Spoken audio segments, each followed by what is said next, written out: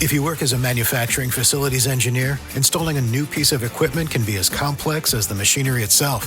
From prep work to alignment and testing, it's your team's job to put it all together.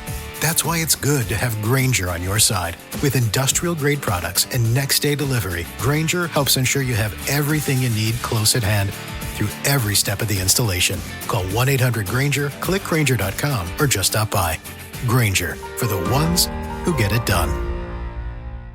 Going to the gym can be discouraging, especially if you're putting in the work but barely seeing changes. But with Tonal, you can actually see your progress with every workout. Tonal provides the convenience of a full gym and the expertise of a personal trainer anytime at home with one sleek system. Designed to reduce your mental load, Tonal is the ultimate strength training system, helping you focus less on workout planning and more on getting results. No more second-guessing your technique. Tonal gives you real-time coaching cues to dial in your form and help you lift safely and effectively. After a quick assessment, Tonal sets the optimal weight for every move and adjusts in 1-pound increments as you get stronger, so you're always challenged. Tonal lets you choose from a variety of expert-led workouts, from strength to aero hit to yoga and mobility, to keep you coming back for more. For a limited time, go to Tonal.com to get $500 off your Tonal purchase, plus a free 4-year warranty. That's Tonal.com for $500 off, plus a free 4-year warranty. Tonal.com.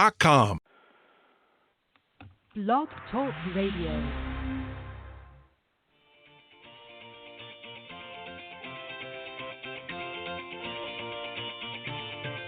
Good evening and welcome to Golf Talk Live. I'm your host, Ted Odorico, broadcasting live every Thursday, 6 to 8 p.m. Central from Panama City Beach, Florida, home of the world's most beautiful beaches.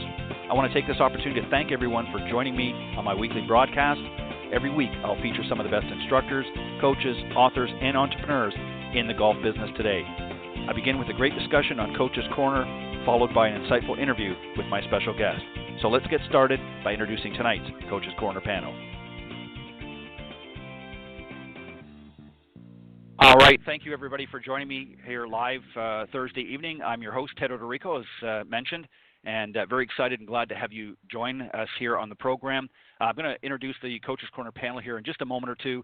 A couple of quick announcements. First and foremost, even though I did post it on social media last week, unfortunately, when I got ready to do the broadcast, the hosting network that provides a Blog Talk Radio, that provides the service that I use, unfortunately, their site was down, unbeknownst to me, and it was down for several hours, so I had to literally cancel last minute the program. So I apologize to not only the Coach's Corner panel again, but also the special guest who was ready and raring to go, if you will, Anthony Holder, who is the Director of Golf at Horseshoe Bay Resort in Dallas, Texas.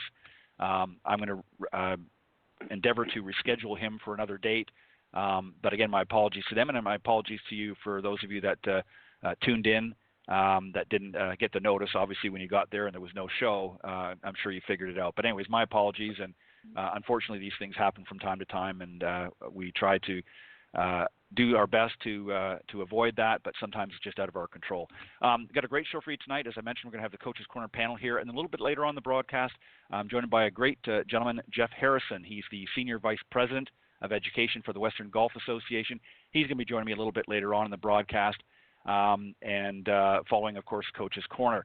Let me remind everybody, too, that golfswing.com is the official sponsor for the Coach's Corner panel segment here on Golf Talk Live.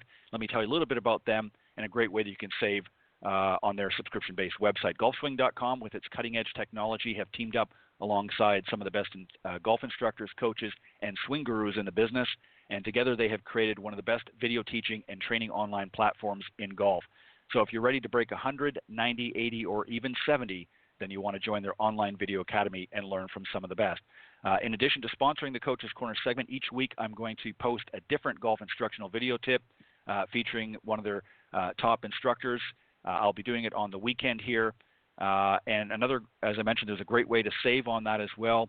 If you go to golfswing.com, and at checkout, if you enter the promo code Golf Talk Live, it doesn't matter whether it's caps or not, enter promo code Golf Talk Live, you'll save 50% off the subscription price. So go to golfswing.com, join today, and watch, practice, and improve your game. All right, I got a great panel, as I mentioned, here on Coach's Corner. First up is good friend Chuck Evans, Golf Magazine Top 100 teacher, Golf Digest Top Teacher in America, and Top 50 The Growth of the Game teachers. He's also the Director of Instruction at Apache Creek Golf Club in Apache Junction, Arizona, and also the owner of Chuck Evans Golf. Also rounding out the panel is another good friend, Clint Wright. He's a 30-year member, life member actually, of the PGA, partner at TGM Golf, and a big proponent of the R3 approach. One of the best, in my opinion, covering the short game today, plus one of my favorite guests and panelists here on Coach's Corner. Gentlemen, welcome to the panel tonight. Glad to be here, Ted. Thanks for having us, Ted. Well, I appreciate it, guys, as always, giving of your time. And as I said many, many times in the past, I know it's not always easy just to get home after work and having a long day on the lesson tee, if you will, and then having to sit for an hour with me. So I know that can be a little bit difficult at times, but I appreciate you guys always giving it your best. All right, we're going to talk about the short game here, and I've got some other things, too, that we're going to talk about. But I think first and foremost, and Clint, I'm going to start with you if you don't mind, and then Chuck, I'll go over to you. Let's talk about first, and we're going to kind of play a little bit devil's advocate here for those that may be a little bit newer to golf that don't understand what is considered the short game in golf. Just sort of give us a general overview. What would be considered the short game? Well, that's kind of an open question. Obviously, the short game. Most people would define that from, let's say, 100 yards to the hole. Okay, that's the short clubs, however you want to define it, the short shots, intermediate shots. I guess I've been trying to shy away from calling it the short game for a long time now. I want to call it the scoring game, and that's where we score from. And, you know, I guess if I was going to define the short game, I would say anywhere inside of a full swing.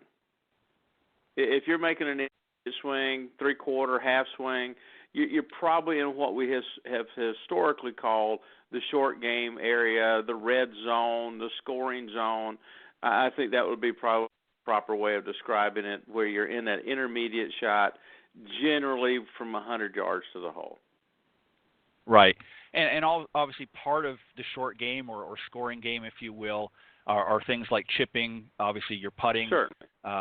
And you know, certainly your greenside bunkers, that sort of thing. Anything inside 100 yards. Right, exactly. So, and the reason why I wanted to start off with that is, you know, a lot of people, they don't really understand that, maybe have not played golf very much or don't really understand some of the terminology. So I wanted to sort of just, you know, bridge that gap a little bit. Chuck, what we want to talk about too is not only what would be considered part of the short game or scoring game, as Clint mentioned, but some of the key components to building a good short or scoring game.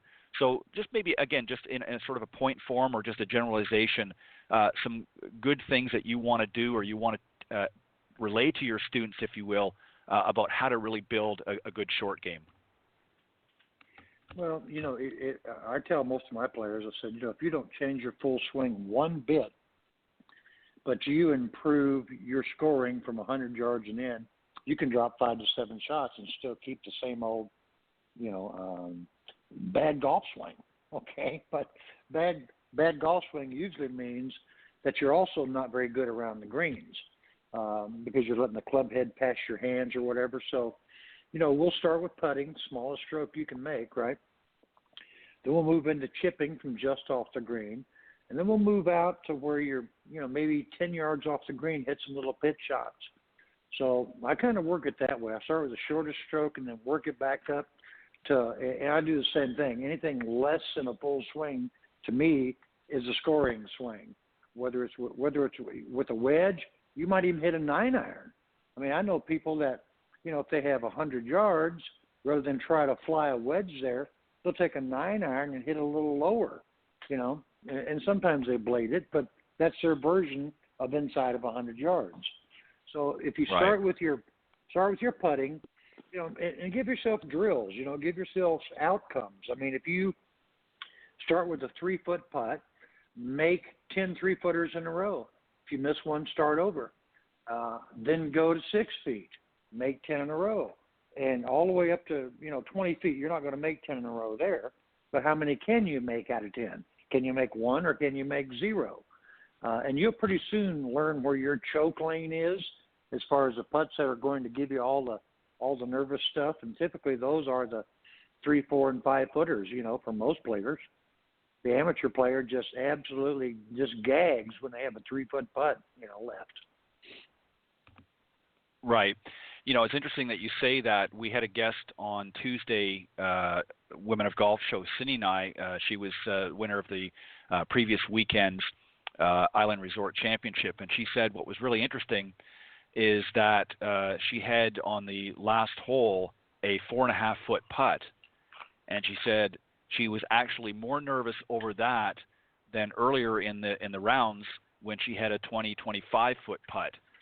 Because she knew she had to make that 4.5-foot putt in order to make to force a playoff. So, there was a lot of pressure on that, and I think that happens to a lot of our club golfers or recreational golfers out there. Is they tend sometimes on shots which typically would be a little bit easier, tend to get more anxiety over it because they're expected to make it, or at least they feel they should make it. Whereas 20 or 25 or 30 feet away, there's not the same expectation, even though they're trying to get it in there, but they have that sort of higher expectation on a short putt.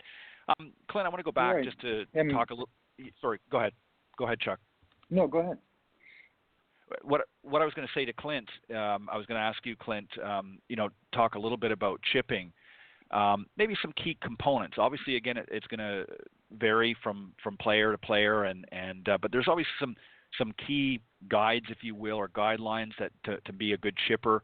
Things as an example, like soft hands. We always hear a lot of pros say, you should have soft hands. What are some key components of good chipping? Well, obviously the key component to any good shot is proper technique. Right. And Chuck is correct, and I think we all do. We start with putting. What I try to do is if I've got a person that's having difficulty chipping, I take them up to the putting green, and that's where we're going to start. We're going to develop their chipping stroke on the putting green because I highly encourage people to use the same stroke in their chipping as they do putting. I mean, the question I ask people very, very quickly here is, why do you use a putter on the putting green? And they never answer. They don't know. And so, because it's designed to create the shot pattern you want. Right. And because we're on the green and it's properly manicured, we can afford and have the luxury of rolling the ball all the way. So when you can't do that, then you've chosen a club that's going to create the shot pattern you want, just like you did when you chose the putter to use on the putting green. So there's really no reason. And you know what you have to do to make the ball roll with a putter? You have to hit the back of the ball. That's it. Right. Okay? So I encourage people you need to put the ball in the air a little bit. You've chosen a club that's designed to put it in the air. So all you got to do is hit the back of the ball. And by the way, your putting stroke has enough speed and power in it to make the ball go that distance. So we try to develop a good putting stroke, which means that, like Chuck just got through saying, that the putter head doesn't pass the hands. We stay tilted and keep the spine correctly, not trying to lift it in the air. We see so many people when they start chipping let their spine angle drift backwards trying to lift it in the air. So we work on making sure that they keep their spine angle up or at least even leaning slightly forward, not backwards, and get them to understand that all they have to hit the back of the ball, and the club will respond. The ball will respond to the impact of the club, I should say, and it will go in the air. I challenge people to make it roll with their wedge. Right. So you can roll it with your wedge, and then they can't. Right. So then if it's designed to put it in the air and you hit the back of the ball, it will react to the design. And, again, starting with their putting, making sure that they control their spine angle in their chipping, don't try to lift it, and I think they'll see great success. The last thing I'll say on this is most people try to use too much loft. They try to use a sand wedge when they could be using a pitching wedge and far much better. Okay? Yeah. And again, the reason why I want to talk about some of this, now that we're, a good distance into the golf season, I mean, obviously some areas that we're all in, whether it be the southeast or even west, has a good conducive climate all year round to play. But for those that are up north that, don't get the advantage, they're out there right now. And a lot of times, you'd be surprised they forget some of these fundamentals and some of the basics, if you will. And it's always good to remind them, every season, some of the things that they could be doing to improve the likelihood of success out there. And Chuck, something else too that, is their tempo. This is something that gets lost, especially, again, for those in maybe more northern climates that haven't been practicing or playing all season long. They come out and are a little bit rusty. What are some good things that you like to do to help get people sort of back into that swing rhythm for the season? Well, so if you're talking about short game, again, most people, when they have a wedge in their hands around the green, they're trying to help it in the air, and you'll see this slow, and it's like they're chasing it, like they TC chinned it. They'll try to chase it, and sometimes they'll hit it twice with the club head. But as far as getting in rhythm and sequence, there's I don't know if you've had Michael Romatowski on your show or yet or not, or Jeff Young, but they've come up with this stuff to build sequence and speed, and I use it a lot, especially with players that have bad tempo and really bad sequence as far as how the body, arms, hands, and club work. And I don't care if you're a 50 handicap, you swing this thing and it gets you more in sequence. Now, you don't have to have one of those. You can do it with your own golf club. But just feel like, to me, you feel like your rib cage goes back and through. And it's almost like a 2-to-1. Back and then on the through, that's 1-to-1 or to impact. And we want to go past impact and create the speed out in front. Now, scientifically, that's not what really happens because you have a ball and a club face and they both rebound at collision. But the feel is you're trying to get the speed in front. So if you've got all the speed going back, you're not going to have it when you need it to come down. And if you have it starting in the downstroke, then you're not going to have it coming through the ball. So the best way to do that is think about dancing, like you're going left, right, if you're a right-handed player. So you just feel it go into the right heel and into the left heel while you're still just moving your pelvis, your chest, your rib cage, and your arms. And that's the best thing I know for sequence. And the other thing you can take is a long piece of rope and then just double end it, hold the double end, swing that thing back over your shoulders, let it rest, and then swing forward. If you're one of those people that your right shoulder for right-handed player comes out and then you snap your hands, that rope is going to wrap around and hit you on the right side of your body. So just little things like that can get their tempo. Just think of a metronome, if nothing else, or say it out loud, So if I'm making a big back tree, I'm going to go 1 and 2. For me, is not going to happen. I try to make it happen post impact, so to kind of feel that rhythm working. Right. Well said. And I think too, guys, like any golf shot, your setup is extremely important. I think a lot of times if you set up correctly, a lot of those things will happen naturally. Your body can move in a natural motion, but if you're set up incorrectly, if Clint, as you mentioned, if your tilt is incorrect, then you're going to obviously have to compensate the opposite way in order to keep balance. And if it's not set correctly to begin with, then you're going to be sort of falling all over the place, even on your short shots. I want to talk about some other types of shot. Clint, I'm going to come back to you. And there's really 2 areas for each here that I'm going to give you guys. And again, I know we don't have the benefit of visualization here on the show, but I want you to help people understand a little bit of how to handle situations like this. We're moving out to the golf course. We're not on the lesson tee anymore.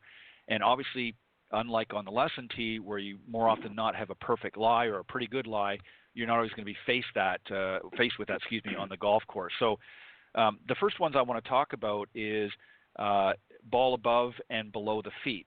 So obviously, maybe your tee shot is hit into a grassy mound or something, or the fairway is sloping one way or the other. So let's take the ball above the feet.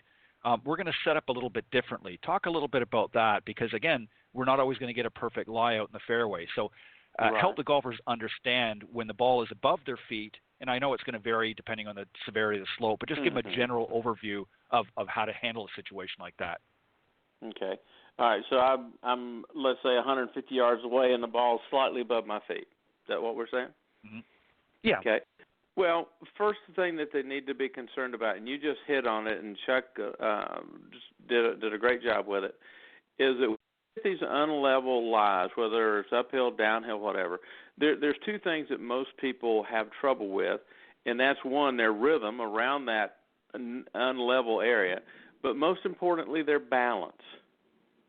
Right. Is that when you're on these heck, most of us can't control our balance on flat ground, and so right. When we get on these slopes, balance and being able to control the motion of your body is obviously critical.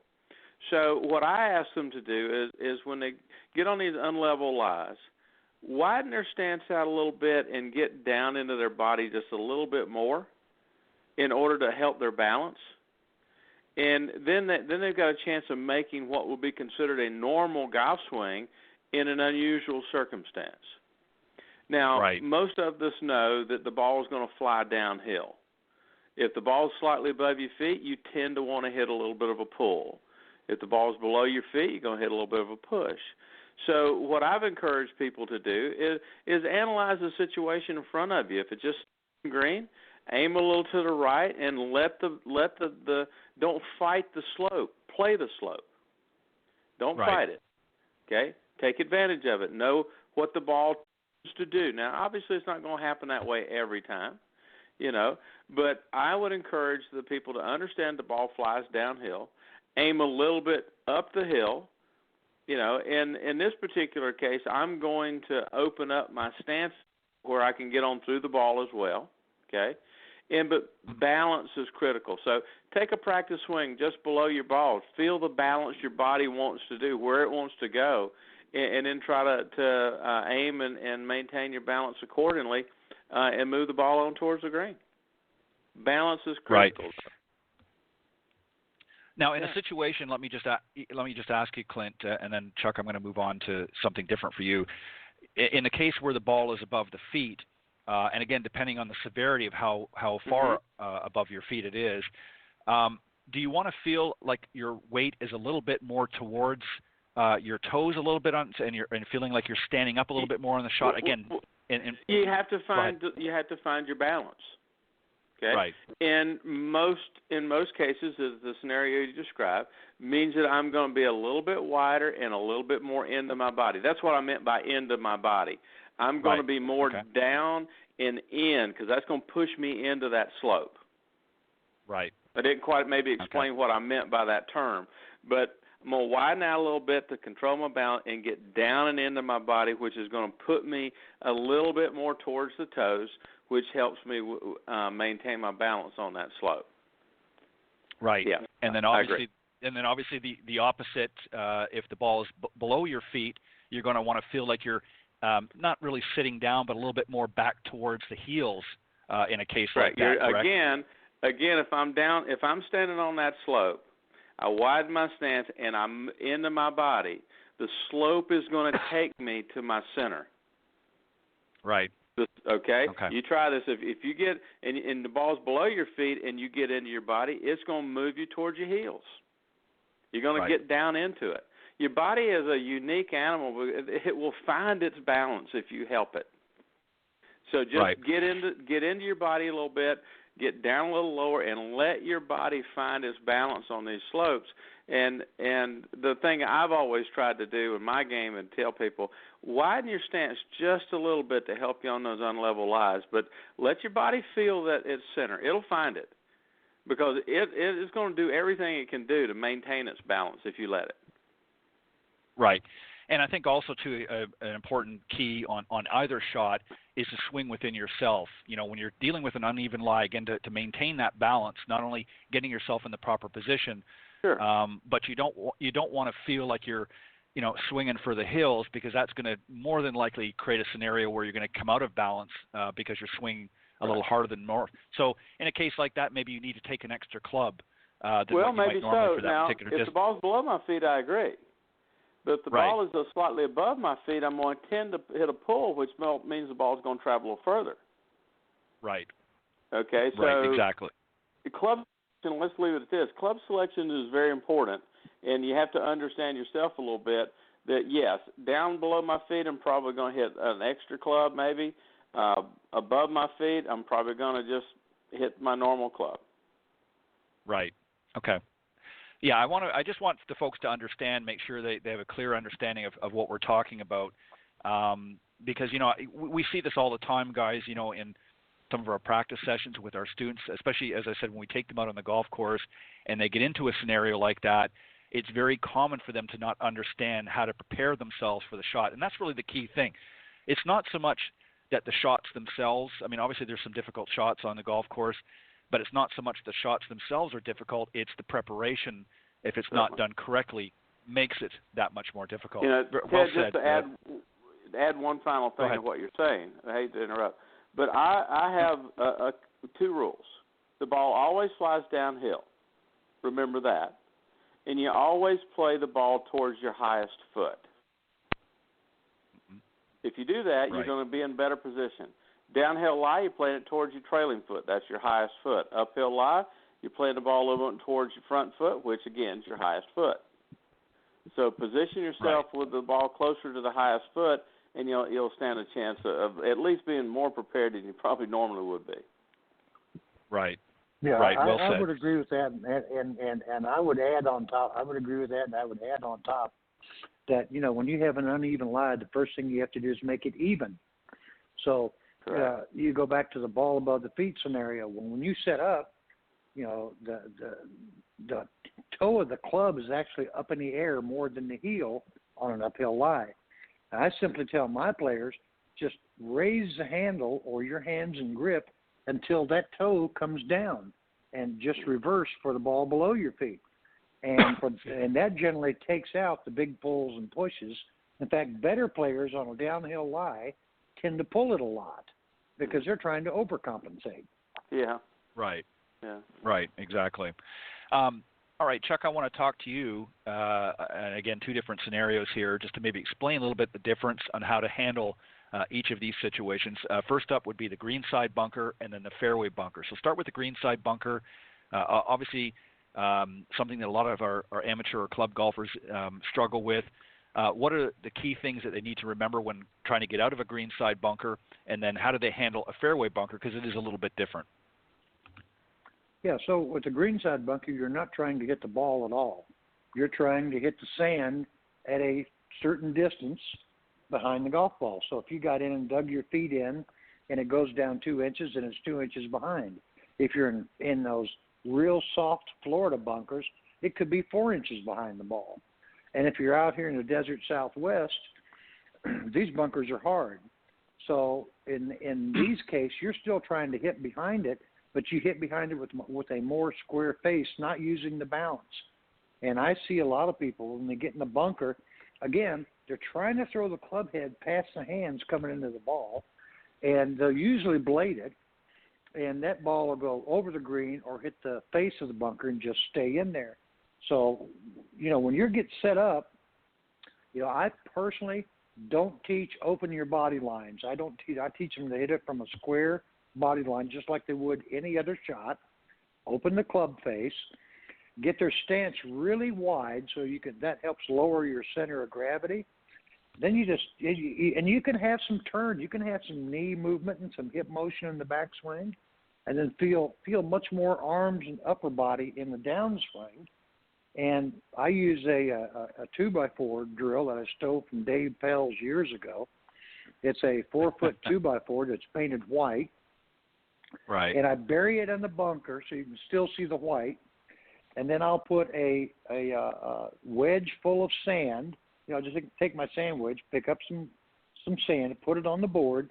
And you want to set this, when you're doing this at home, you want to set this up 4 to 5 inches back from the front edge of the board, the edge closest to the green. Swing down and try to move that pile of sand. So if you can throw the sand on the green, the ball will go on the green. If you leave the sand in the bunker, generally the ball will stay in the bunker. So once you've hit that shot, look at the bottom of your wedge, and that's the reason you paint it white. Where did it hit? Did it hit in the center, the heel, or the toe? Did it hit on the leading edge, on the sole, or on the trailing edge using the bounce? So that's how you can figure out what you're trying to do in the bunkers. But in a fairway bunker, you generally want to play the ball back just a little bit, which means now you strengthen your grip just a little bit. So for us right-handers, that means turn the lead hand, to your right, and you want to hit ball first instead of sand first, like you do in a greenside bunker. Take your normal stance. The footwork is going to be a little bit different. You can still have all this move and all this rotation. You're just not going to have a lot of shift or a lot of movement of pressure to the right for this, for the bunker shot out in the fairway. And you'll also limit your lower body on coming through because of stability. But take one club more, strengthen the grip, play the ball back a little bit for the fairway bunker, and experiment with the greenside bunker. Some players like to play it in the center when they get really low. Some players play it forward. It just depends on how much movement you're going to have with your body. Right. And the key thing is, as you pointed out, is in the greenside bunker, of course, you're not there to hit the ball. You're there to actually move the sand, and the ball just is essentially in the way or goes along for the ride. Right. And in a fairway bunker, obviously, you're trying to pick the ball first and not the same as you would for a greenside bunker. And I think that's where a lot of people get confused. They think, okay, I'm on a greenside bunker, so I got to dig my feet in. And when they get out in the fairway bunkers, they're doing the same thing to the same degree, and then they wonder why they're not advancing the ball forward. So different techniques and different ways to handle certain things. And I think, folks, for those of you tuning into the show, I think if you listen to what the gentlemen have been saying about these various different shots and really how to approach them, and it goes back to what I said a few minutes ago, is the shots are only as difficult as unprepared you are, if you will, in your preparation. So if you're not preparing yourself correctly to set up properly and to execute the shot properly, then obviously you're not going to get a good result. And I think it all starts with the setup, and that's why I want to talk about that. Clint, I want to talk into two other areas as well that a lot of people struggle with. Obviously here particularly on the East Coast here, where we have a lot of pine trees, every once in a while we'll hit it into some pine straw. A lot of things to be careful of there. Obviously you have to be careful if you're playing in a tournament and you've got some things in the way that when you're moving some of the loose impediments, that you don't move the pine straw and ultimately move your ball because you're going to incur a penalty. But talk about a little bit about hitting out of pine straw. Is there something different that the folks need to be mindful of? And then also hitting off hard pan. Again, that's something that we're going to get into. Explain a little bit about what it is and maybe how to handle those shots a little bit differently as well. Well, as far as the pine straw or hitting it off of out of a barked area, things of that nature, I tend to play those shots like I would a fairway bunker. I'm going to move the ball back a little bit, be very careful in taking my stance, and make sure I hit the ball first. It depends on, that's really what you have to do with any good shot. The pine straw or the bark or the sand just makes that maybe a little bit more difficult to do, but you have to hit the ball first. Now, I think, and unless we're the ball position is a little further back, I mean, the ball's going to come off a little bit lower, probably catch it a little thin, generally, So you might want to take a club. If you don't have any trees in front of you, obviously, if you got open space you get out, you might want to take a club that may not quite get you to the green under normal circumstances, but add a little bit of loft. The ball's going to come off a little bit lower, so that 8-iron may act more like a 7-iron. And just try to make a good, calm, balanced swing and not try to do anything special. Just hit the ball like you normally would. We all know that the vast majority of people that play this game that are kind of sweepers. They don't hit down and through the ball very well. So these shots are very difficult for them. So if they can improve their ball striking a little bit by maintaining a better spine angle at impact and staying balanced, then these shots get to be a little bit easier. Your point was well taken a minute ago about being prepared. Some shots that are quite simple become very difficult when your technique and your positioning are off, to almost impossible. So on that particular shot, I'd move the ball back in my stance a little bit, play a little bit more lofted club, and just try to stay down and hit down and through, catch the ball first. Okay? Hard pan. A little trickier situation. Obviously that Chuck just brought up the point about bounce. And out west, you don't use as much bounce on a sand wedge as you would here in the south with the softer sand. Now, when you get into the hard pan, you're really dealing with how the club is going to react to the impact to the ground. Right. And so you have to be very careful here with your ball position and setup. I try to make sure that I move the ball forward a little bit and try to catch the ball a little bit more on the upswing. So I'm kind of wanting to pick it. I'm not going to move this ball back in my stance like I did in the bunker or in that pine straw. I'm going to try to pick this ball really clean, so I'm going to move it ahead of the bottom of my swing arc a little bit and then take a little bit more club than I normally would and just try to make good, solid impact with the ball and be more of a picking attitude. So on hard pan, I'm going to add a little bit of club, and I'm going to move the ball ahead of the bottom of my arc where I can almost guarantee I'm going to pick it clean. Trying not to make contact with that hard pan, because what I do, the club's going to bounce, and I'm going to hit a really ugly shot when it does. Right. And,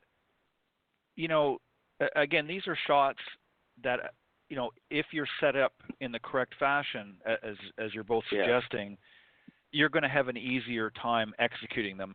And, these are shots that, as I said in the beginning of this segment, that you're not going to traditionally find. Obviously, you're not likely, unless the greenskeeper's not doing things properly, you're going to find pine straw or very much of it on the practice tee.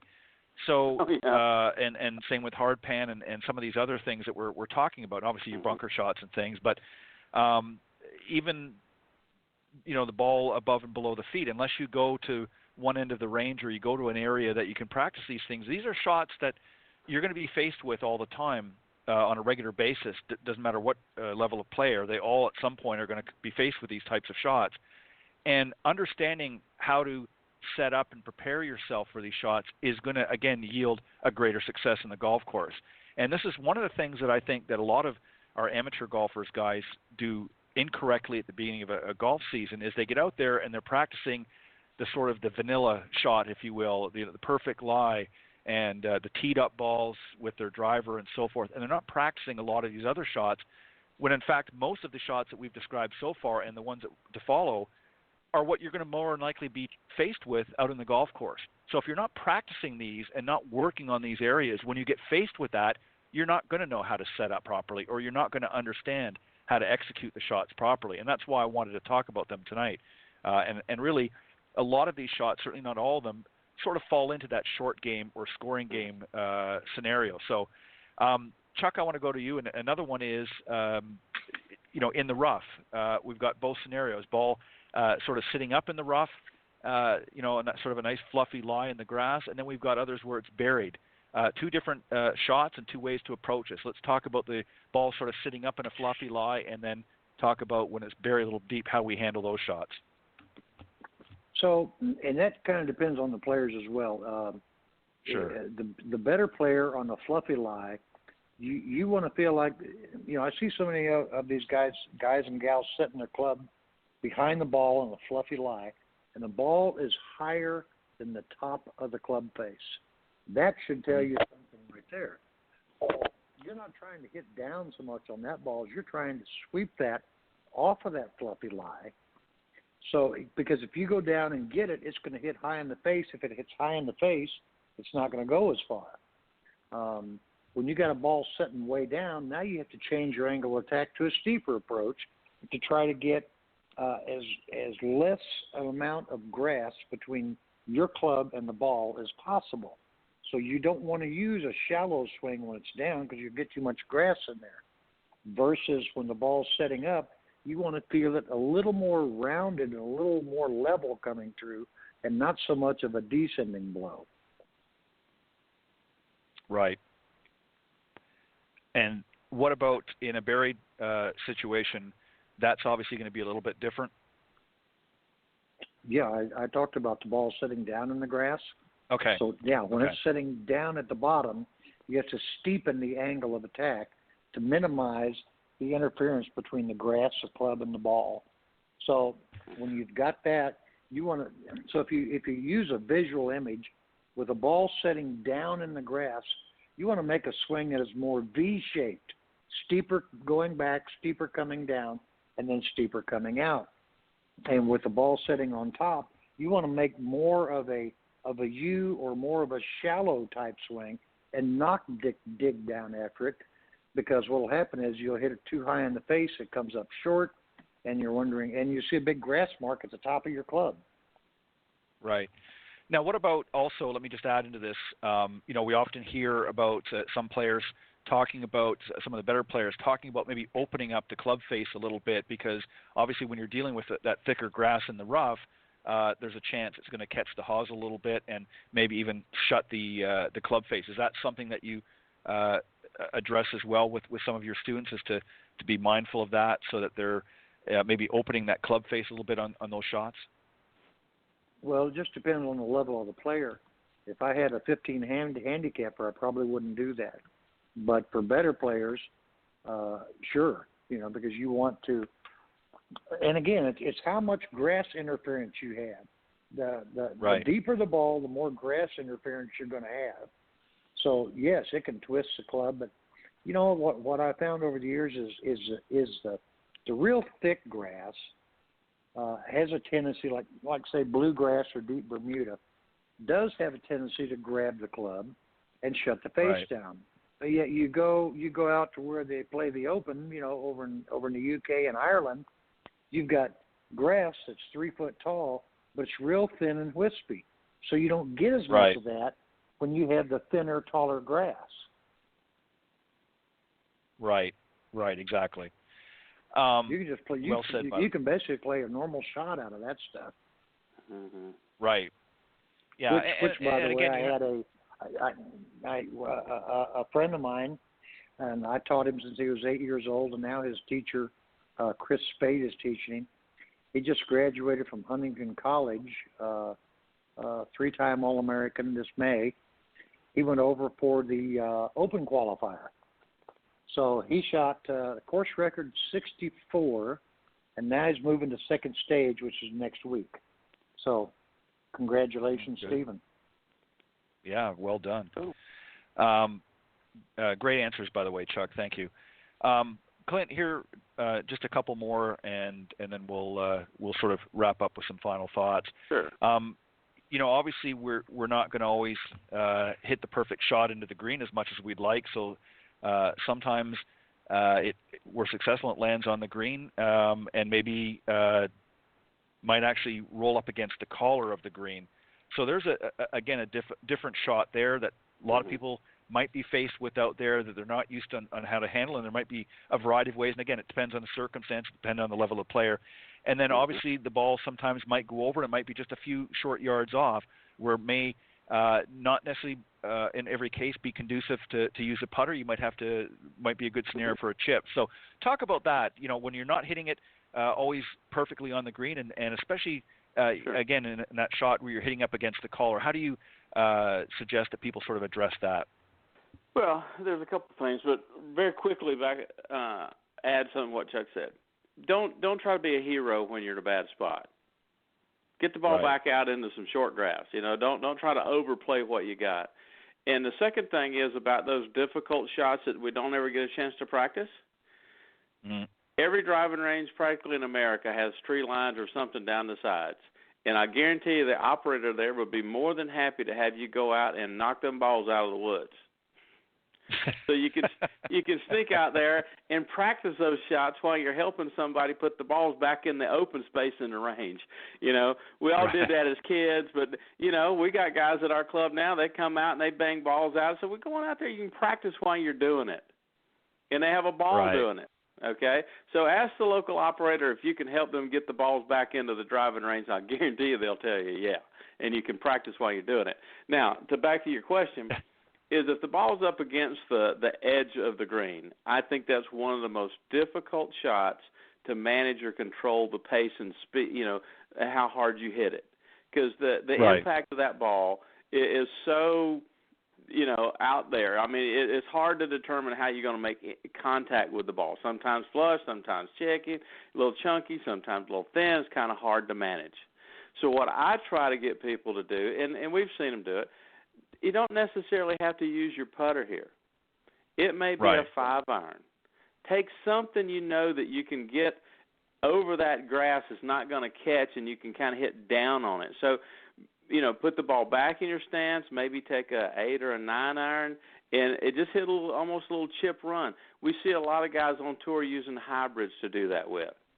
Right. I don't think the 15 handicapper chick would say maybe not have that shot. But what they do have is that little 8-iron or 9-iron that they can move back in their stance and just kind of move it up there.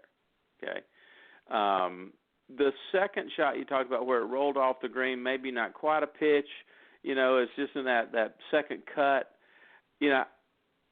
I think that we all fall victim of what we see on television, and that most of the shots that we see the tour players hit are from complicated areas. They're using a lot of loft, and for some reason we all think that's how they hit them all. Right. But they never show that shot you're talking about because it's boring. They never show it. And then I think most of us try to use, and I alluded to this earlier in the show, they try to use too much loft. That shot needs to be hit with a lower lofted club. Hit that old-fashioned bump and run. It's not a spectacular shot, but it's going to hold the line. You'll be able to get it on line easier. The ball roll and impact is going to be more predictable, so you can control the pace of your shot much better. And the ball then, most of the time anyway, is going to be moving towards the hole with some momentum, maybe sometimes too much, okay? But it's not going to be bouncing up and down. It's going to be moving towards the hole with a chance to maybe roll in. I think we all should understand that very seldom when you chip a ball in that it's bouncing in. It's always rolling in. It never bounces in. Every now and then you get one that just gets lucky and bounces in. But all your chips that go in are rolling like a putt. So get it on the ground as quick as you can. Use less loft. You got a much better chance of being successful, I think. Yeah, and something to add. Well said. Thank you. Something else, Clint, to add to that as well, and sort of reinforcing what you just said. What a lot of our amateur players do by taking too much loft, what they don't understand is, and again, obviously it depends why, but a lot of times they end up going right underneath the ball and don't advance it forward. Or the other thing is they kind of get a little bit skittish because they know they've got to take a little more fuller swing in order to get it to pop up and get out there the distance they need. They end up sort of choking last minute and end up blading the ball and it shoots across the green to the other side. So it's just a harder shot to be successful with. Simple. Right, exactly, and you're exactly right. A lot of the shots that we see on television, they look kind of exciting and whatnot. In many cases, there are, but you're not always seeing the full picture. And sometimes that's the shot that individual, and somebody like a Phil Mickelson who plays, those shots quite a bit over his career, has practiced those shots, literally tens of thousands of times in his lifetime. So he's well able to execute them, where a lot of our amateurs, again, they don't practice a lot of these shots. So it becomes very difficult. And just sort of in closing, I'll give you guys just a moment or two each to just maybe sort of sum up with the short game or the scoring game, as you put it, Clint. And Chuck, I'm going to start with you. It's just to talk a little bit about what you feel, as a general rule, what people could focus on to improve a little bit better scoring opportunities out on the golf course. Chuck, you go first, and then Clint. Well, the first thing you have to do is keep it in play off the tee. So, you're going to miss fairways. Everybody misses fairways. Well, what you don't want is penalties off the tee. And then your approach shot, get it on or near the green. You're not going to hit every green either. So if you can get it on or near the green, now you have a chance to still get it up and down with a chip and a putt. So, I see it every day. Everybody's out there. All of us that teach see it every day. The driving range is filled with people hitting golf balls. The putting green, if you're lucky enough to have a chipping pitching greens, you never see anybody over there. So they're spending all their time working on shots that really don't make a difference score-wise. I mean, yeah, you take a penalty on a tee shot or you hit it out of bounds on your approach shot, yeah, that's a penalty. But they're not working on the stuff that actually lowers the score. And that's going to be your chipping, pitching, putters, and bunkers. Yeah, you're exactly right. So and Clint, I know that I would spend a lot more time. I'd spend a lot more time doing that. And for the listeners, if you've ever been to a tour event, Monday, Tuesday, Wednesday, all these players have whatever they're working on, whether it's their putting, their chipping, or full swing, they have all of these tools or training aids that they use to keep ingraining that. And they do this week after week after week after week. Normal people you see at the driving range, the normal people, don't use anything. They don't put an alignment stick down.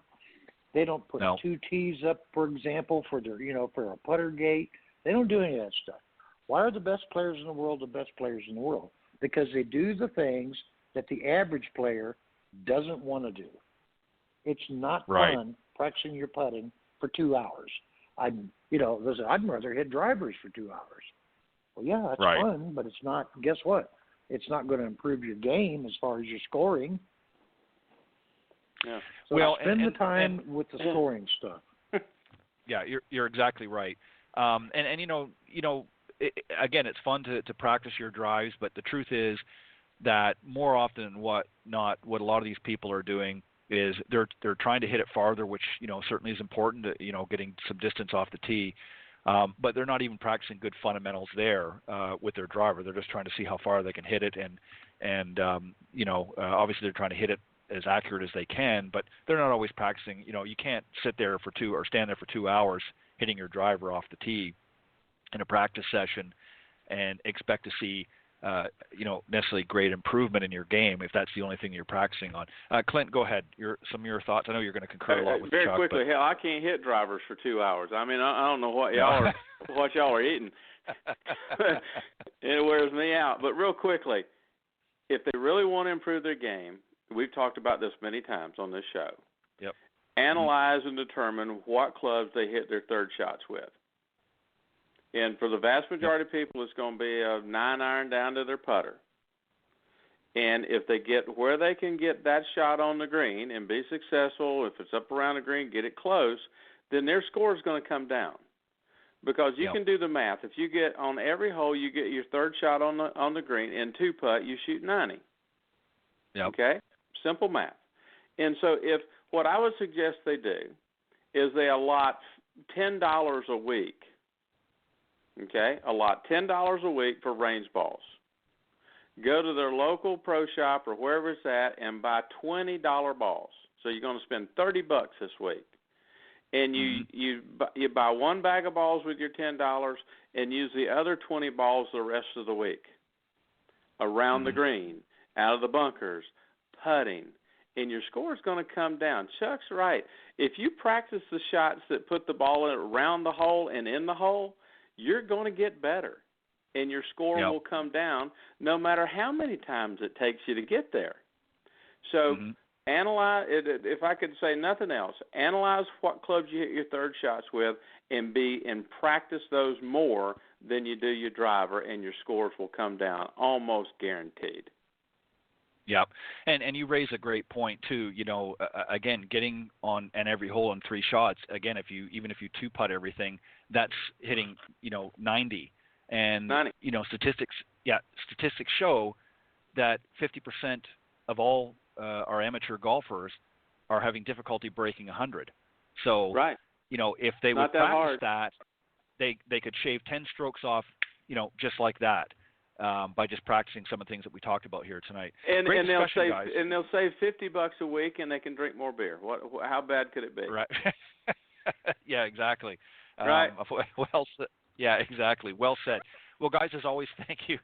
Thank you very much for an enlightening discussion, and hopefully the listeners took away a little bit from this tonight. And again, the key thing here really, folks, is you need to go out and practice, and you need to practice smart and with a purpose, and don't just go out there and beat balls for an hour or so on the practice tee or on the driving range.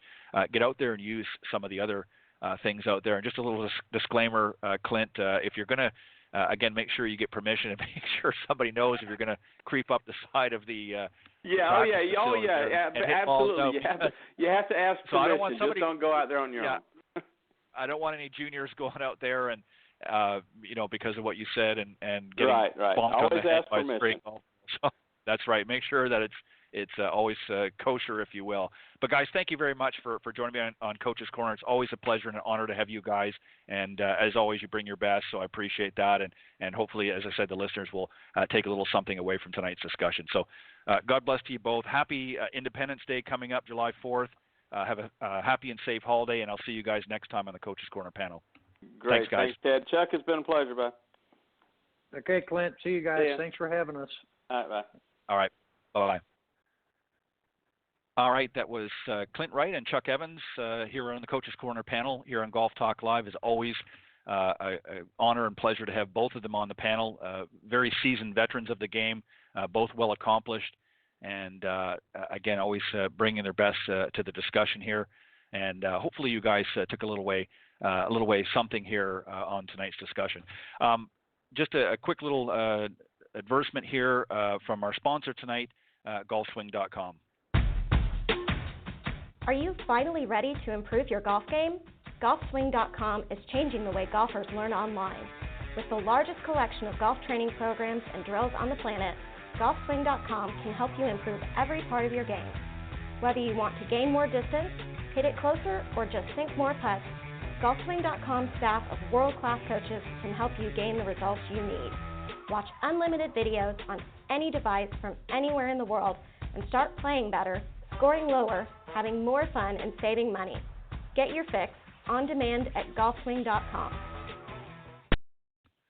All right, and as I said at the top, after tonight's broadcast, go to golfswing.com, and at checkout, if you enter the promo code Golf Talk Live, you will get 50% savings off the subscription price, and it's well worth it. There's some great videos, a lot of great top PGA instructors that are featured on there, like my good friend John Decker, who's been on the show many times as one of the featured guests and also a regular contributor to the Coach's Corner panel. He's got not only some general videos up there, but he's also got a great short game signature series as well. So again, go to golfswing.com after the show, enter promo code Golf Talk Live at checkout, and save up to 50% off the subscription price. So definitely a worthwhile deal. Just a quick note before I introduce tonight's special guest. I'm just waiting for him to come on board. But next week, of course, being the July 4th week, I will not be doing any shows, either show, the Women of Golf, which would normally air Tuesdays from 9 to 10 a.m. Eastern, and, of course, Golf Talk Live Thursdays from 6 to 8.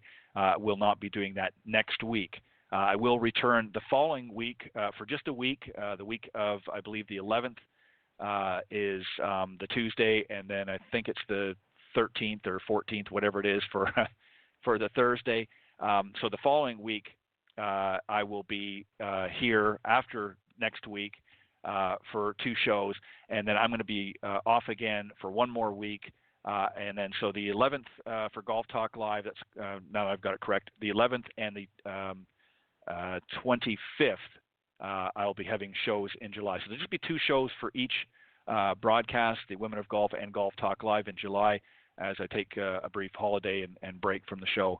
And then we'll be back after that with our regular schedule. So no shows next week, just to keep that in mind. So great opportunity at the end of the show. during the outro. In addition to going to the blogtalkradio.com network and listening there, you can also, there's some other great ways through other social media sites and platforms that you can follow the show and listen to some of the previously aired broadcasts as well. So make sure you do that. As I said, tonight's special guest will be joining me here in just a moment, but I'm going to tell you a little bit about him while I'm waiting for him to come on. And then when he's on board, then we'll begin tonight's discussion. My special guest tonight is, as I mentioned, is Jeff Harrison. He is the Senior Vice President of Education for the Western Golf Association and also the Evans Scholars Foundation. In this role, he directs all of the organization's caddy and scholarship programs, including scholarship selection and overseeing the nearly 1,000 current Evans Scholars in school. Prior to his current role, he was Vice President of Education, serving in that role since January 2008. After 18 years as Associate Educational Director, Harrison caddied at the Birmingham Country Club in Birmingham, Michigan, and also graduated as an Evans Scholar from Michigan State University in 1986. He was actually the first Evans Scholars alum in the storied history of the WGA, to serve as Educational Director. He lives in Elmhurst, Illinois, with his wife and 2 sons, and I see he's on board. So let me welcome the Senior Vice President of Education for the Western Golf Association, Jeff Harrison. Good evening, Jeff, and welcome to Golf Talk Live. Ted, thanks so much for having me on. Not a problem. My pleasure, and I appreciate you coming on and joining me this evening. I look forward to a great discussion with you. I think probably for the benefit of most of the listeners, just to give them a little bit of background on the Chick Evans Scholarship and also the WGA. So let's start with the WGA. Just explain to them what the WGA is, and then just a little bit of background on the Evans Scholarship Program. I sure will. Thanks, Ted. And we think of Western Golf and Evans Scholars. We think of championships and scholarships. And Western Golf Association goes back to 1899, and when the first Western Open and Western Amateur were held back in 1899. And then in 1930, the Evans Scholars Program started. And Chick Evans, the great amateur golfer, really wanted to help his fellow caddies, and that's how the Evans Scholarship started. He asked Western Golf to start this caddy scholarship program, and in 1930, the first 2 Evans Scholars were awarded Evans Scholarships to Northwestern. And fast forward 89 years, over 10,800 caddies have received full tuition housing scholarships, and 985 Evans Scholars are in school this past year. And Western Golf runs several championships, include the BMW Championship on the PGA Tour, part of the FedEx Cup playoffs. Western Amateur, again, and the Western Junior. And we also work with the Women's Western Golf Association, helping them with their Women's Western Junior and Women's Western Amateur. So we've been around for a long, long time, and really a great part of the game of golf and caddying in general. Right, and we're going to talk a little bit about that. What's involved in the caddy program specifically, and also what a caddy is. A lot of newer golfers out there that maybe not familiar with that terminology or not still fairly new to the game. So we'll talk a little bit about that. But I want to go back just to some of the background here with respect to the scholarship opportunities, Nat. What are some of the obviously there's no real restriction, is there, or what are some of the terms, if you will, of getting the scholarships? Sure. And again, it starts with caddying. Chick Evans was a caddy, and he wanted to help his fellow caddies go to college, and he had to drop out after only a year because he couldn't afford it. And so It really starts with caddying. We say the 4 core criteria for applying for an Evans Scholarship are strong caddy record, excellent academics, demonstrated financial need, and outstanding character and leadership. And those who are getting their senior in high school apply for the scholarship, and those who best meet those 4 core criteria are named finalists and interviewed in front of a finalist committee. So it's very competitive, but this past year, 280 caddies from around the country received scholarships.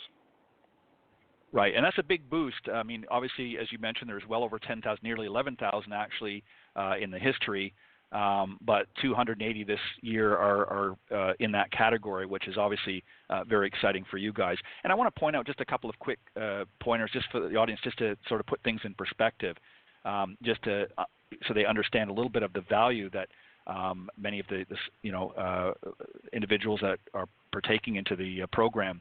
The estimated value, if you will, is just a little over $120,000 over the 4 year program. So, I mean, obviously that's a pretty big expense for a lot of folks to be able to do. So this allows, unlike Chick himself, who wasn't able to do that, allows the opportunity for folks to come in and have much of that expense covered.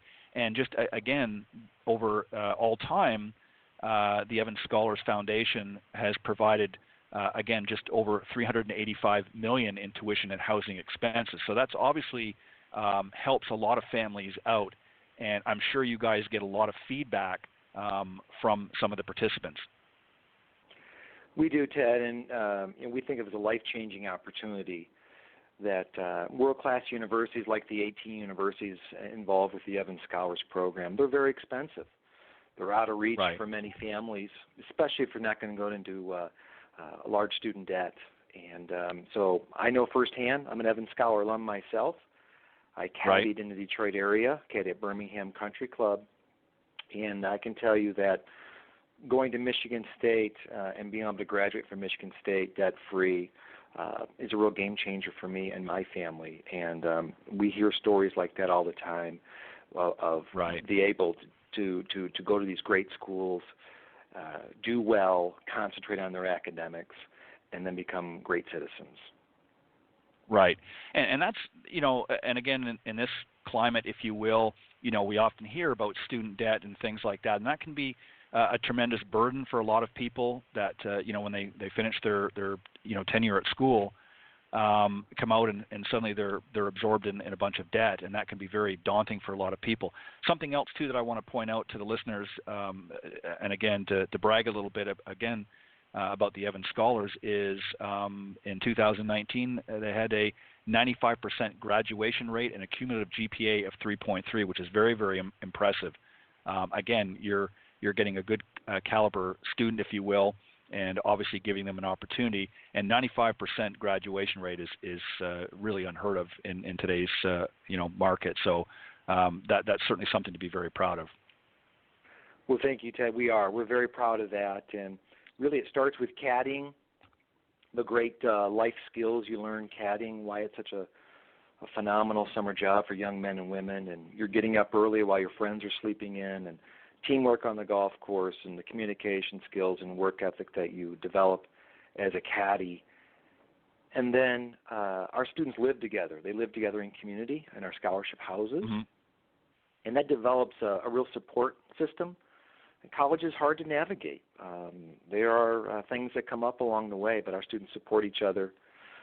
They have their tuition paid. They have a place to live. They're around their fellow caddies and fellow Evans Scholars, and it's a formula for success. And when you say 95% graduation rate and 3.3 overall GPA, we're very proud of those statistics and very proud of the young men and women who have been able to accomplish those. Right, and that's just a great point to just really emphasize, is the fact that it's open to both men and women, or boys and girls, if you will. So it's not just limited to one or the other. So that's a great opportunity for young ladies as well that maybe have an interest. And you don't have to. What's really interesting is you don't have to be a 5 handicap or better or something like that. It's just obviously you have to have a certain experience in caddying in that. So let's talk about becoming a caddy, because you, as you said, you were a caddy yourself. So for somebody that's maybe interested, that doesn't know a lot about that, or a parent that thinks there could be a good opportunity for their child to get involved in a program, even if it's something that they're not necessarily going to do lifelong, how do they become a caddy? What's sort of the best way to get started? Again, we're biased. We think caddying is the best summer job for young people, and we estimate there are over 700 clubs and resorts around the country that offer caddy programs. And we actually, on our website, have a caddy club locator. Over 500 of those clubs are in our caddy club locator, and that you can put in your zip code or your hometown, and and look and see if there's a local club around you. Usually 14, 15 are great years to start. Usually start in the early spring. March is when you sign up. And take a look, and if you live near a club or a club in your town, we think that, talk to the caddy manager or reach out to the head professional and just to see if they're, when they sign up and when's the opportunity to caddy. Also, if you don't live near a caddy program, don't live near a club, we have a special program called the WJ Caddy Academy, and we started that, this is our 8th summer. We have 85 young women and 19 young men that spend the summer here in Chicago. They don't live near a club. They're really smart, and they're going to need some help going to college. And so we've taken the geography barrier, because there are many people who don't live near a country club or a resort that has caddies. And we're able to provide a summer caddy experience for them. And this year we have over 100 in the WJ Caddy Academy. So that's another special program that you can apply during your freshman year in high school, and that's in January of your freshman year of high school. Right. And, I like the fact that, you provide, as you point out here, a lot of guidance towards the individuals. There's a lot of training videos that are offered by the WGA, obviously different manuals and things like that to help make that experience better for them. Let's talk about, and certainly feel free to use your own experience as an example, but let's talk a little bit about the life of a caddy.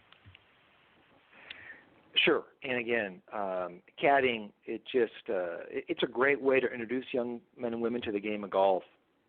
And I did not play golf when I started caddying, and many caddies don't, but they learn an appreciation for the game. And it's a skill that can be learned. I wouldn't be intimidated.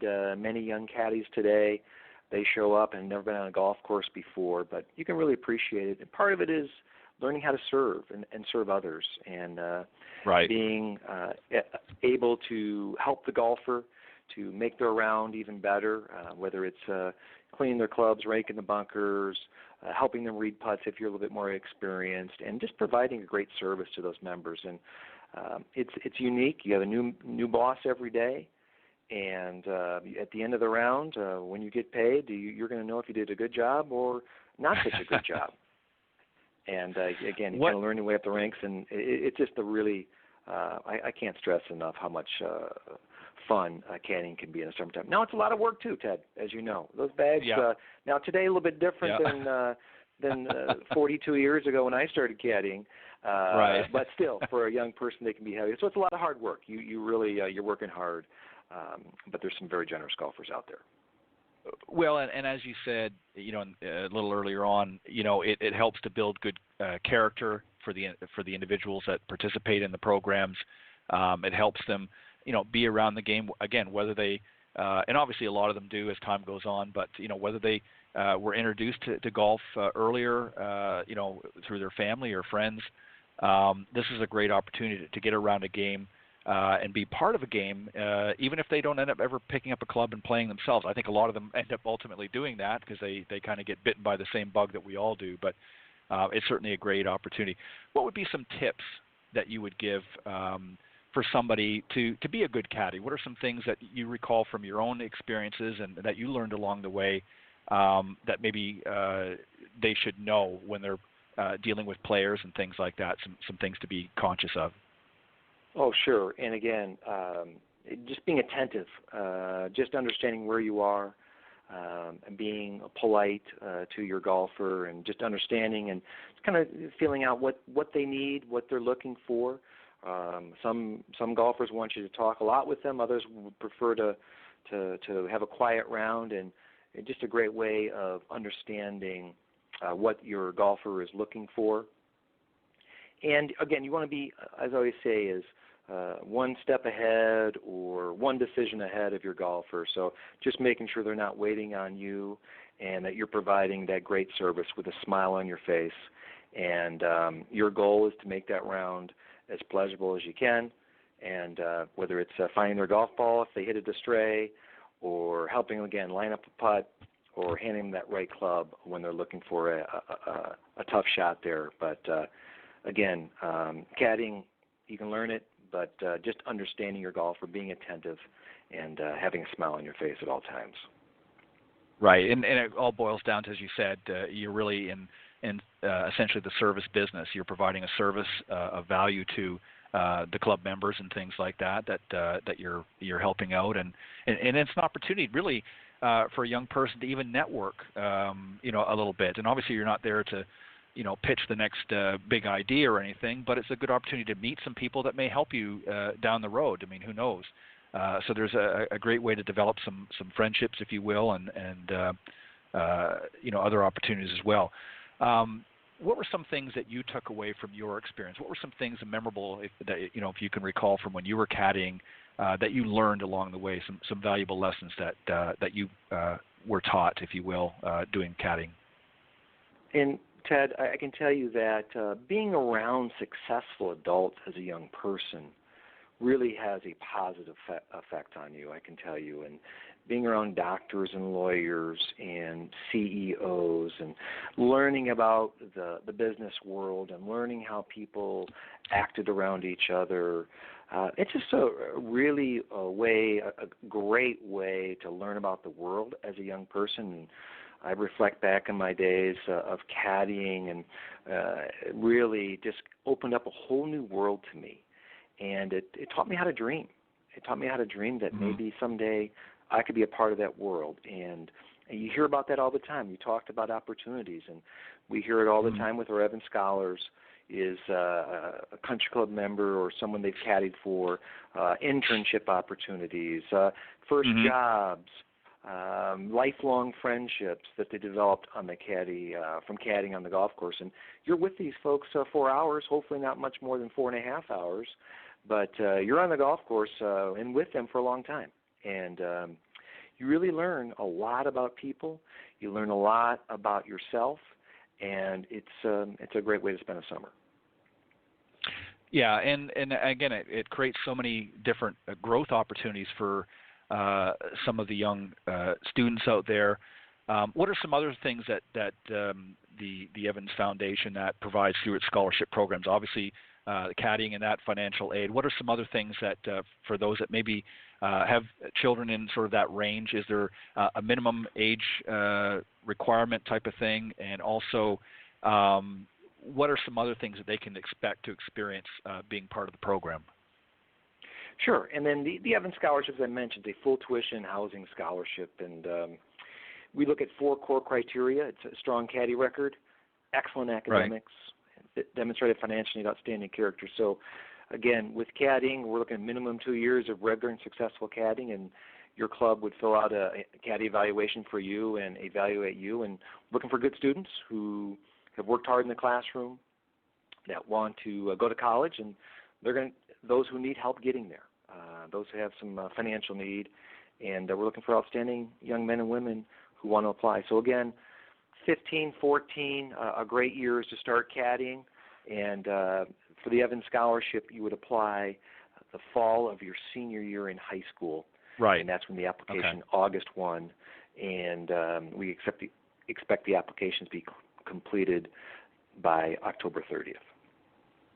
Right. So, again, just going back to some of the facts here and the figures, if you will, you've got a record number of awarded scholarships this year for 280.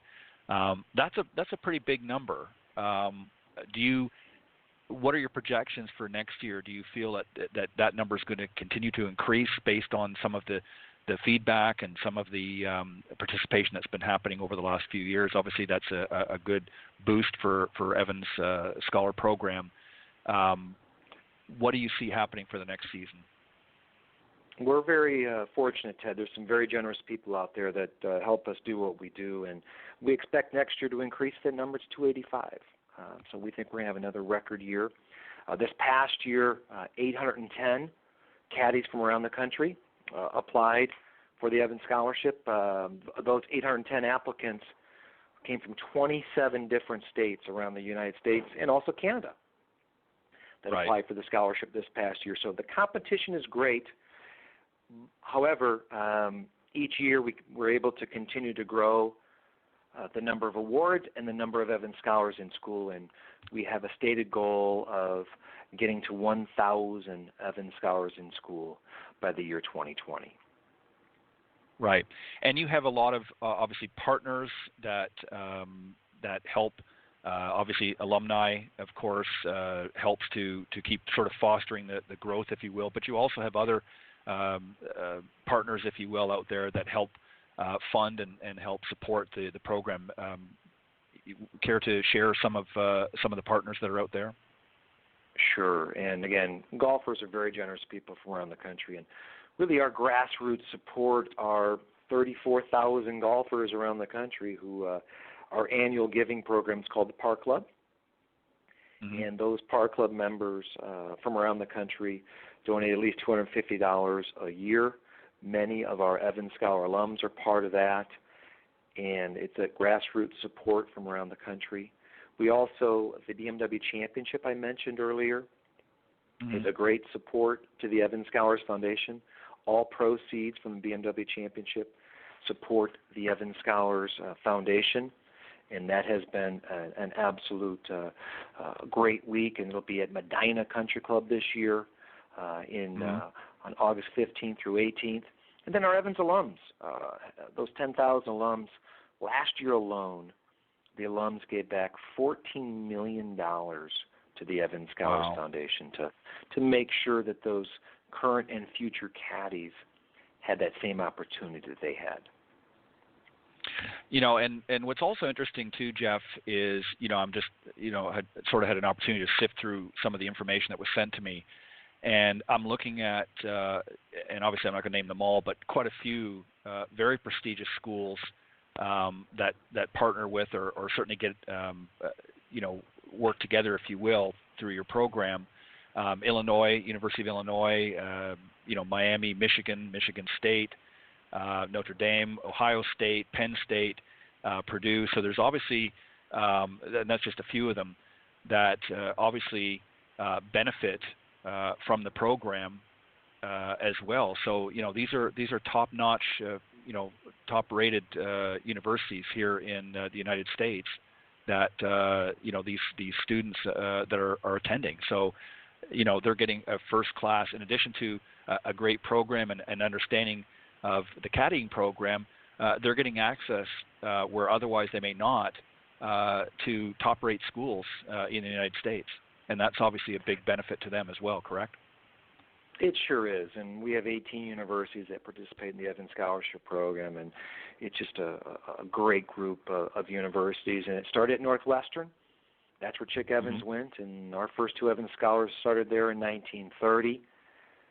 And our newest university is Penn State, where we're going to open up a scholarship house this fall, and all points in between. But we've got a great portfolio of partners in the universities that you name the major, you can find it at one of those schools. And we're very, very proud and look forward to continue to expanding our portfolio of partner universities. Right.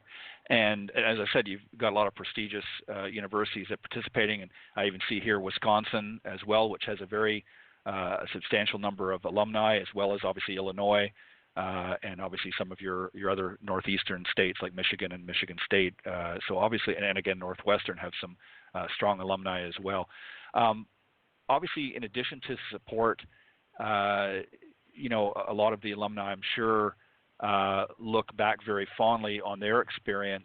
Do you have something that happens throughout the year where maybe the alumni, do you have a gathering or a get-together through the foundation, let's say, as an example, where some of the alumni get to come back and maybe speak with, or maybe even offer like a mentorship, if you will, with some of the new and up-and-coming students? We do. Our alums are very involved. It's really a lifelong program as we look at it, much more than a four-year scholarship. So our alums continue to be part, whether it's they're part of our leadership with the WGA directors. We have an alumni association that they're involved with. In each of our chapters, we have a scholar alumni liaison that helps the scholars with internships and with jobs. Our alums, we have activities, we have fundraisers and friend raisers around the country We're going to celebrate 50 years at Indiana University this fall. We're going to rededicate our scholarship house at University of Wisconsin this fall. So many, many things around the country and around the year for our alums to get together. And we have a very vibrant alumni community, and they stay very involved with our scholars. And we ask our scholars and our alums to help each other, and the alums are great with helping the scholars. And many of our alums belong to country clubs around the country also, and help support caddies and help support their clubs to make sure that the caddies have a great opportunity to caddy and eventually apply for the Evans Scholarship. Right.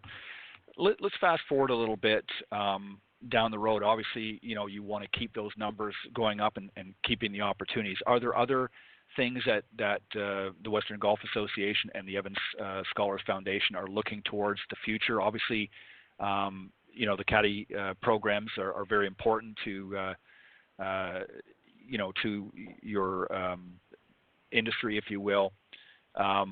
But are there other things that you're looking at doing, expanding to expand that even further? Are there other things that you're looking at doing, different programs, additional programs to what's currently available? And a couple of things that we're doing, Ted, and one of the things is just really putting an emphasis on youth caddying, and we're starting an initiative, Carry the Game initiative. We've taken that on and working with some great organizations around the country to just understand where caddying is today. We had the National Golf Foundation do a survey and surveyed around the country just to kind of understand where the benchmarks are with caddying. And they estimated there are 25,000 caddies in the United States today.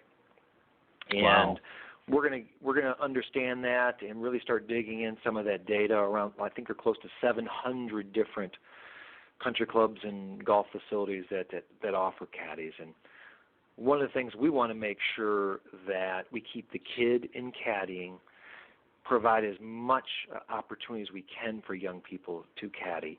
So Carry the Game, we think, is an initiative. And in addition, we talked about it earlier, is that it's a great way to introduce young men and women to the game of golf, developing a true appreciation for the game, and many become golfers. Maybe you don't have to be a great golfer, but you're going to appreciate it, and you become an active golfer. And so the Carry the Game initiative, we think there's some opportunity to do that. We're just getting started with that. That came out of the Golf 2020, and there was a caddy committee, and the Western Golf Association has taken that on, and we'll be working with some other great organizations to begin just really with an emphasis on youth caddying around the country. Mm-hmm. It's interesting in recent years when you look at the golf industry as a whole, and obviously the statistics. I obviously look at some of the statistics that come out of the National Golf Foundation as an example, and I know here in recent years, they've seen quite an uptick in young women getting into golf. In fact, I think they're the largest in, I think the age range, don't quote me on this now because I'm going from memory, but I think it was around starting at about 13, upwards of 25 to 28 being the top end, as the biggest or largest demographic of new golfers are young women in that, and it's I think around 33 to 35%. Are you seeing as well an uptick in young women participating in your programs as a result of that, you think?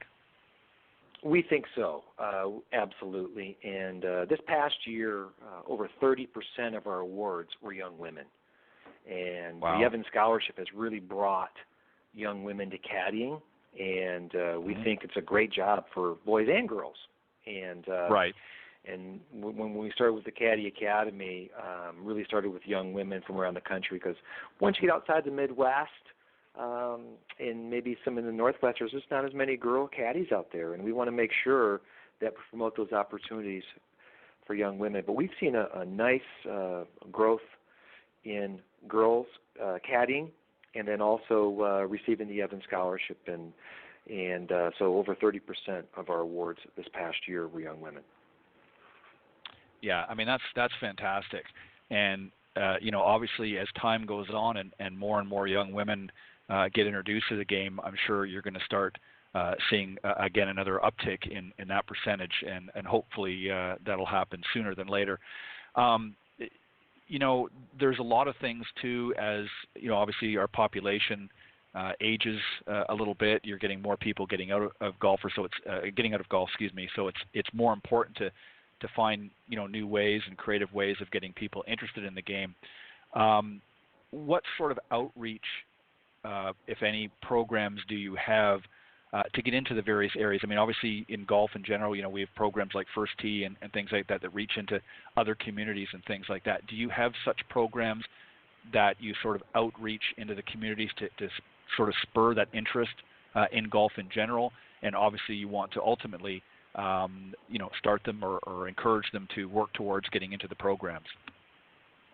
Well, we work with a lot of organizations like the First Tee, and really helping them identify young men and women who want to start caddying, and really getting into the opportunities that's available to them. So Boys and Girls Clubs and First Tee, and working with the local section, PGA.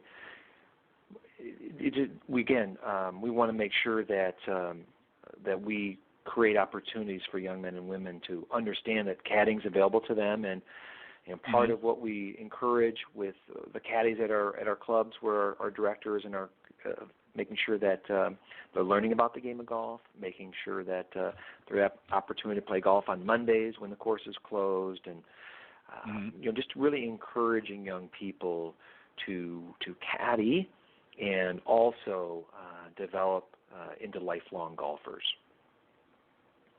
Yeah, and again, I think obviously the industry has seen both an uptick in some areas and then others a decline. Obviously, again, as an aging population, and golf is a game obviously that you can play virtually at any age, unlike many other sports, and it opens so many doors and teaches so many life lessons for those that are in the game. And obviously, one of the things I really like about what you guys are doing here is you're providing not only an opportunity to introduce people to the golf game, but you're also solving another problem economically in your communities that you're reaching out to or involved with, and that is helping with education. That's a big thing right now that's going on. A lot of folks out there can't always afford a 4-year stint, if you will, in a college program. So this is obviously an advantageous opportunity. What about for those out there that maybe are working for maybe larger corporations that you're currently not working with? If a corporation or somebody in a corporation that's listening to the show tonight that maybe would like to get involved with WGA and Evans Scholarship Foundation, what do they need to do, and who do they need to contact if they want to maybe become involved as a financial partner or otherwise? Sure, and again, we appreciate all of us who support us, and we've got many opportunities. We have a corporate partnership program, and we do a lot of things through our tournaments and other events, and there are events all over the country that support the Evans Scholars Foundation, and you can go on our website. Feel free to contact me, Harrison at WGAESF.org. But just helping us out, again, the BMW Championship, whether it's corporate partnerships, corporate support, internship opportunities. So if you're looking for a young man or woman, you name the major, one of those 985 Evans Scholars will have it. They're great workers. They become excellent employees. But internships, first jobs, we're always looking for that. And you touched on something earlier, too, and giving young people an opportunity for a summer job. And that's one thing that caddying does so well. And if you look at today, maybe compared to 30 years ago or 50 years ago, there's not as many opportunities for young people to work in the summer. And we want to make sure that we create that. So a lot of those jobs that maybe someone my age did aren't available today. It's done by adults or others, it's outsourced to others, but so we want to keep caddying as an opportunity for a young person to spend their summers, and again, we can't think of a better way to do it. No, I agree. I mean, this is really one of the challenges that the younger generation is experiencing right now is the opportunities for summer employment and even after college or university employment. It's very, very limited. Many of them are struggling, not knowing what to do. So this is a great opportunity, really, again, to have a good summer job. And hopefully, again, if they're doing a good job and paying attention and being courteous in that to the members that they're helping, may open other doors for internships or other programs that become available. So it really is, and as you said earlier, I mean, it's not, they're not sitting on their fanny all day. They're going to get out there and they're obviously going to work, but it's a good character builder, number one, but it's also, again, they're again, networking, if you will, with, in many cases, some very high-profile people in their business community. So it's a great opportunity for them to really shine while they're, wiping clubs and helping read greens. So it's definitely a great opportunity for any youngster out there. We have a statistic we're very proud of also. Of those this past year who graduated in 2018, 96% of those graduates either were going on into graduate school or had a job. So they're taking full advantage of the opportunity that they're given, and they're using their education and their networking opportunities and really putting it to work. So 96% within 6 months are working or in grad school. So we're very proud of that also. Yeah, that's a great statistic to point out because, again, it's, as we know from just seeing what's going on out in the general population right now, a lot of students are struggling. So I think sometimes you have to be, willing to sort of think outside the box and consider other options. And this is obviously a great option. I want to talk about just in sort of our final moments here a little bit more about yourself. As you mentioned, obviously you caddied at Birmingham Country Club in Michigan and obviously others. What got you into the game of golf? Was that how you initially started, or were you introduced in a different way? And maybe just talk a little bit more about your experience as a caddy, some of the things that you came across that you took away and still sort of look back fondly even to this day. Thank you. Yes, I was 12 years old when I started caddying, and it was something we did in the neighborhood. A lot of the kids in the neighborhood caddied, and I just followed them there to the local club. That's what we did. And my dad had played a little bit of golf, and my mom did also, but I really didn't play. And so really caddying developed a love of golf for me. And then I'm one of 5 children. Unfortunately, my sister didn't caddy, but my brothers all did, and we still talk very fondly of caddying together. We literally spent our summers at the country club from dawn to dusk, and really, really enjoyed it.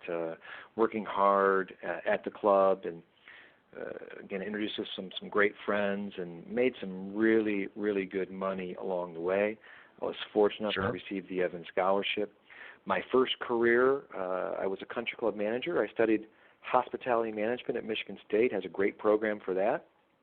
And just a couple years in, I got a phone call from the Evans Scholars Foundation asking me if I was interested in coming to work for them. I hadn't even thought about it, and I was fortunate my name came up as a potential to work there, and I've been there, and this is my 30th year on staff with the Evans Scholars Foundation, and I was the first alum to be hired to work there, and now there's many of us that work on staff.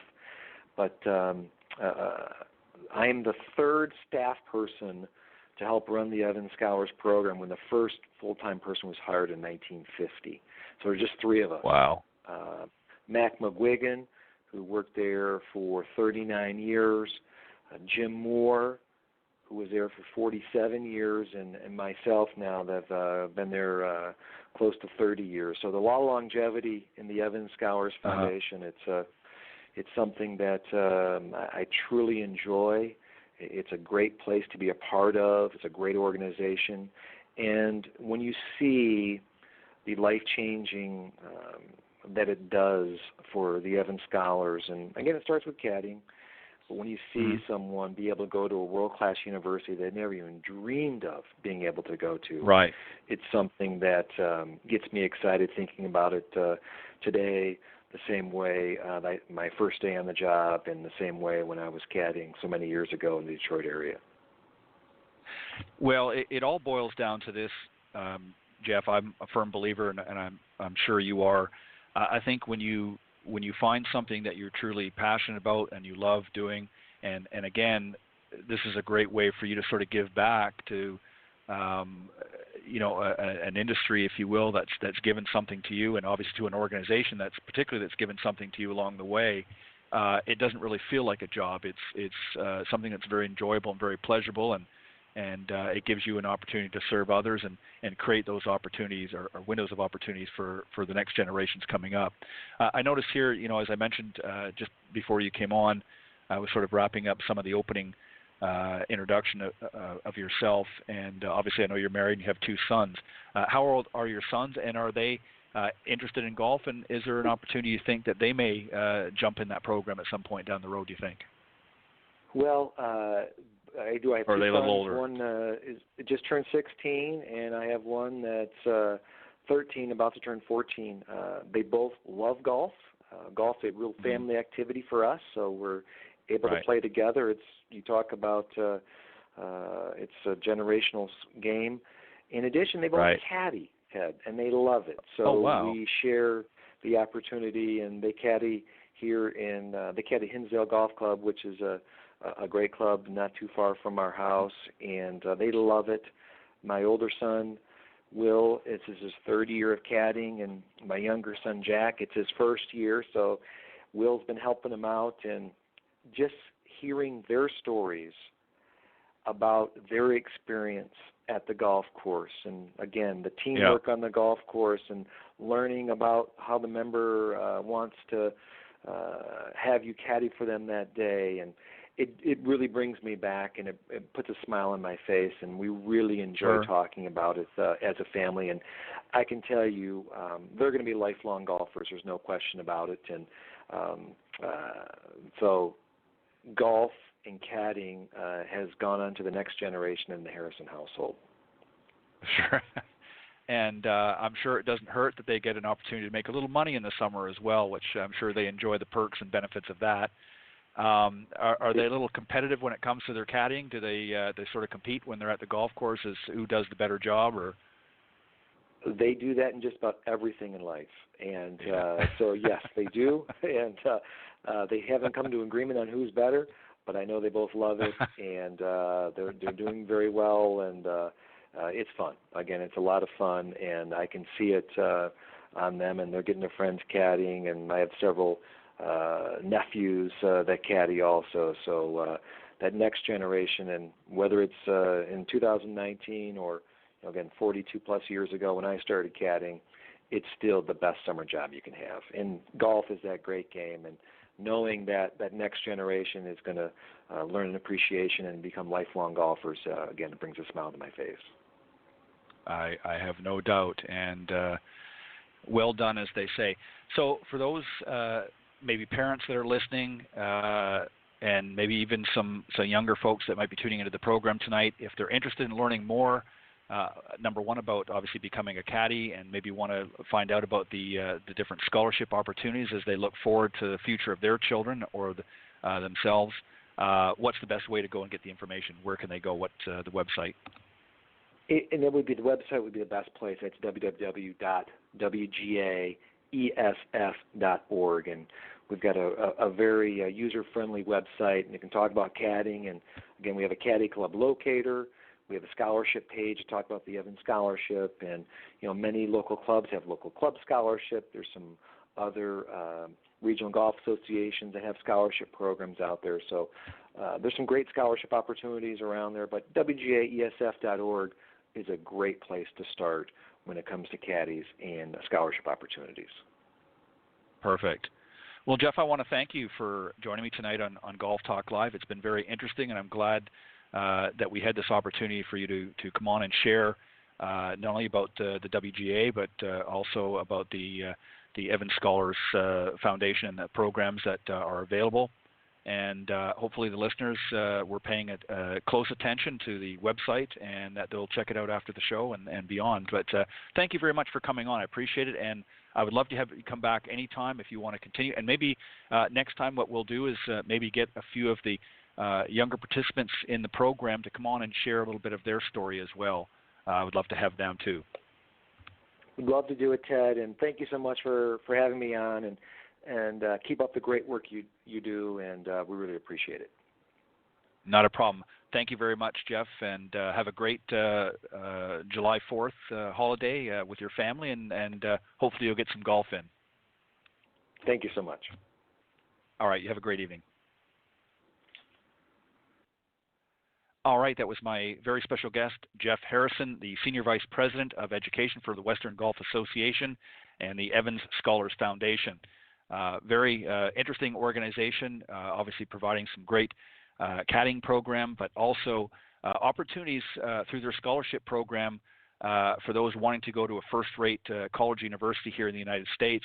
And obviously they're reaching their tentacles, if you will, up and even to Canada. They're getting some people from Canada that are wanting to get into the programs as well. So always growing, and congratulations to all of the team members at the WGA and again the Evans Scholars Foundation for all the hard work that you're doing.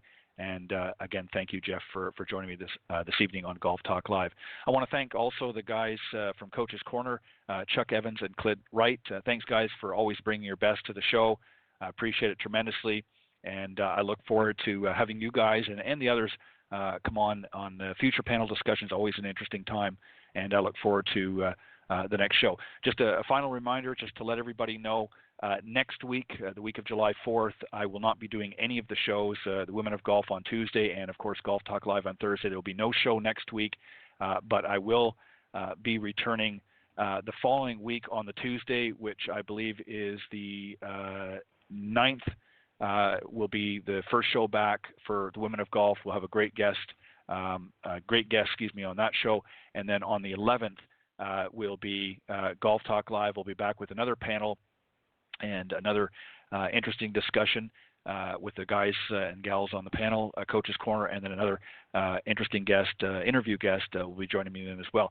And then the following week after that, which is, I believe, the 16th being the Tuesday and the 18th being the Thursday, I will not be doing shows again that week. I'll be away on holiday, but I'll be returning the following week again. So there'll just be 2 weeks that I'll be doing shows in July. The second week and the final week of July, I'll be doing shows. And as I said, next week and the week of the 15th, I will not be hosting either of the shows, so there won't be shows those weeks. But you can go to blogtalkradio.com and check out under either Women of Golf or Golf Talk Live through the on-demand section. You can listen to any of the previously aired shows, including tonight's in their entirety. And then through the outro here, in just a moment, you will also find some other great ways that you can tune into the show as well. Again, let me remind everybody finally to go to golfswing.com and check out their online video academy. Some great instructional tips there for some top golf instructors. And again, at checkout, when you join their online subscription, if you enter the promo code Golf Talk Live, you will get a 50% reduction in savings on their subscription-based platform. So make sure to do that. And on that note, God bless everybody. Have a happy Independence Day and safe 4th of July. And God bless everybody. I look forward to seeing you in 2 weeks here on the show. So thank you for joining me, and we will look forward to having you come back soon.